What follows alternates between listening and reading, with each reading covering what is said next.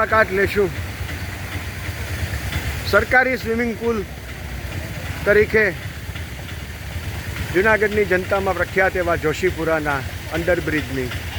ગઈકાલે જૂનાગઢ શહેરમાં તો માત્ર 2 થી 3 ઇંચ વરસાદ પડ્યો છે, પણ એટલે ઓછા વરસાદમાં પણ ઓવરબ્રિજ પાણીથી છલકાઈ ગયો છે.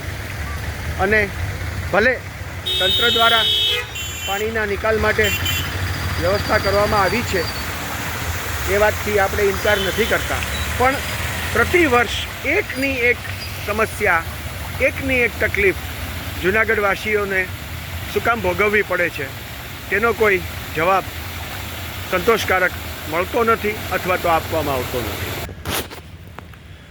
ભૂતકાળમાં જોશીપુરા વાસીઓની સગવડ માટે ટ્રાફિકનું ભારણ ઓછું કરવા માટે બનાવવામાં આવેલો આ અંડરબ્રિજ તેના નિર્માણ સમયથી જ એક યા બીજા કારણોસર એકથી વધારે વખત ચર્ચામાં રહ્યો છે. એક જમાનો હતો કે જૂનાગઢમાં સિટી બસ ચાલતી હતી અને ત્યારે આઝાદ ચોકથી જોશીપુરાના રૂટની એક સિટી બસ પણ આવા જ એક ચોમાસામાં અહીંયા બહુ બુરી રીતે ફસાઈ ગઈ હતી.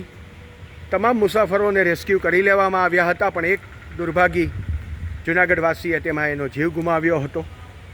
ત્યારબાદ અંડરબ્રિજની દિવાલોને સુશોભિત કરવા માટે તેમાં રંગરોગાન અને વિવિધ ચિત્રો મૂકવામાં આવ્યા હતા, પણ એ ચિત્રો મૂકતી વખતે એ વાત ભૂલાઈ ગઈ કે આ ચોમાસામાં જ્યારે પાણી ભરાશે, કાદવ કીચડ થશે, ત્યારે આવા સારા ચિત્રોને નુકસાન થશે, એ ચિત્રો બગડશે. અને એમાં પણ ભક્ત કવિ નરસિંહ મહેતાનું ચિત્ર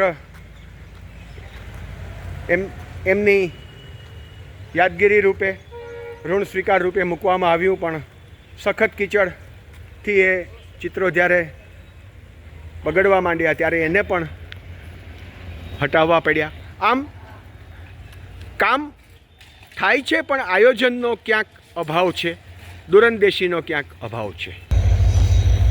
અને આ છે એ દૂરંદેશીના અભાવની પરાકાષ્ઠા. આપ જોઈ રહ્યા છો એ પ્રમાણે